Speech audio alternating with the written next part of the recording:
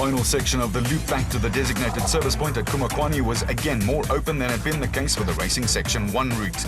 Although it was the more user-friendly of the two, the Toyota Kalahari Botswana 1000 Desert Race invariably produces a stink in the tail. At the front of the production vehicle category, Duncan Force and Rob Howie were keeping alive Toyota hopes of a first desert race victory since 1999. The Toyota pair had a cushion of just under 2 minutes on Hannes Grobler and Henny ter Steege, who were still running strongly in an RFS BMW X3 that had hardly missed a beat.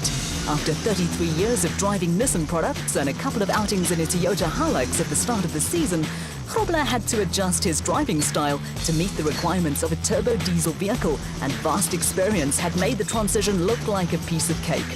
With Grobler and ter Steege in a menacing second place, the whole of Botswana was still holding its collective breath and hoping for a surprise win from their hero. Behind the two lead cars, Chris Visser and Japie Badenhorst still had a tight hold on third in the RFS Toyota, carrying some extra signage from Silver Dollar. They were still around 6 minutes behind Foss and Howie and around 4 minutes behind the Grobler ter Steege BMW. Although the route on the final racing section had for the most part opened up, there were still sections where it was akin to travelling through a tunnel of bush.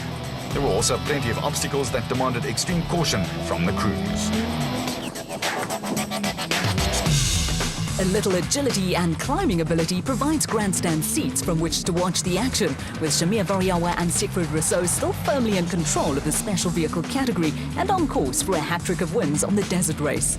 A 4-minute gap over Cully and Quinton Silwald at the start of the day had been cut to less than 40 seconds, but catching and overtaking a car of equal performance are two completely different matters, and it was still advantage to the team total crew.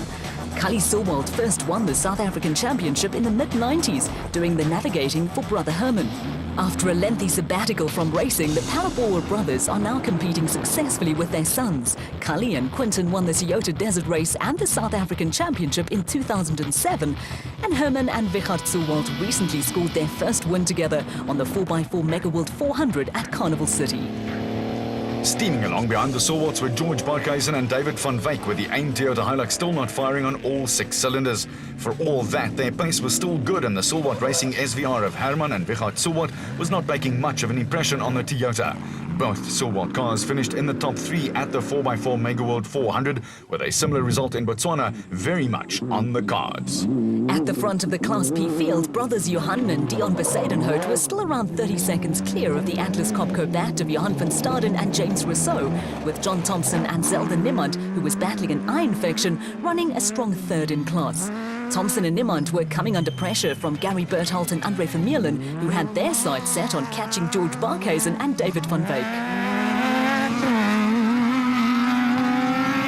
The wraps up bat in the hands of the father and son pairing of Nandus and Louis Alberts was still running in a strong 4th place in Class A, and along with Berthold and Vermeulen had moved ahead of Class D leaders Dion Venter and Ian Palmer in the 4x4 Megaworld Toyota Hilux. With a massive advantage at the head of the Class D field, Venter and Palmer were in a comfort zone and didn't have to worry about being caught by Marius Fourie and Father Andre, who was making steady progress in the PHB bat, which was running a strong 4th in Class P. Chasing after the bat were Jimmy Zahos and Stefan Kutsia in the Cobalt Racing Porter, with Neil Meyer and Leon Miller still busy with a workmanlike performance in the MRZ trailer Zarko. Behind them, Class E leaders Malcolm Koch and Johan Burger were being closed down by the White Star Racing bat of Keith du Toit and Ashley Thorne. For the Class E crew, trouble though was just around the corner. When Malcolm Koch climbed out of the Toyota Hilux to have a close look at the right front of the vehicle, it was obvious that whatever the damage, it was serious. Looming up behind the stricken Toyota was the Maxxis tyre rack porter of Naeem Musaji and Rayan Badhanya, with the crew now minus spare wheels after helping out Baz and Lindy Besadenhout. Impressed by an act of sportsmanship from the Polokwane crew, the Besadenhouts paid their entry for the Himman Motors 400 in the Free State.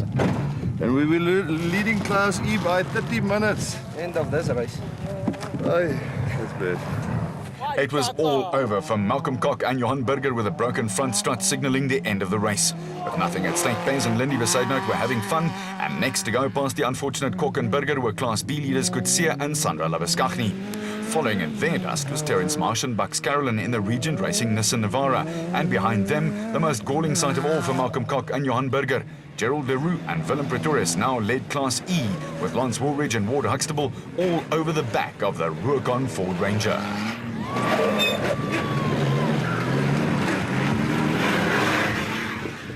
Among the backmarkers, the Land Rover of Johan Steyn and Paul Jonker was still full of running, but the pair were now nearly 50 minutes behind Class D leaders Dion Fenter and Ian Palmer in the 4x4 Mega World Toyota Hilux. Also still soldiering along were veteran Giel Nel and Jaco Jonk, who were now just over an hour behind Class B leaders Kutsia and Sandra Labuskaghni. Back at the designated service point at the Kumakwani race headquarters, the first car to arrive for the compulsory 15-minute stop was the slightly worse for wear Team Castrol Toyota Hilux of production vehicle leaders Duncan Foss and Rob Howie. Yeah, we've had a clean run. Car's brilliant. Rob's doing a great job finding the route because we're out in front. No problems with the car. Everything's good so far. So hopefully we can just carry on. It's a little bit faster, quite tight, and especially because we were driving in the front, just behind Duncan, we had to look for the road. But I think on the second lap, it'll be even quicker. Yeah, we were 3-4 seconds behind Duncan, and we hit the first tree that's on the road. So yeah, what can you do?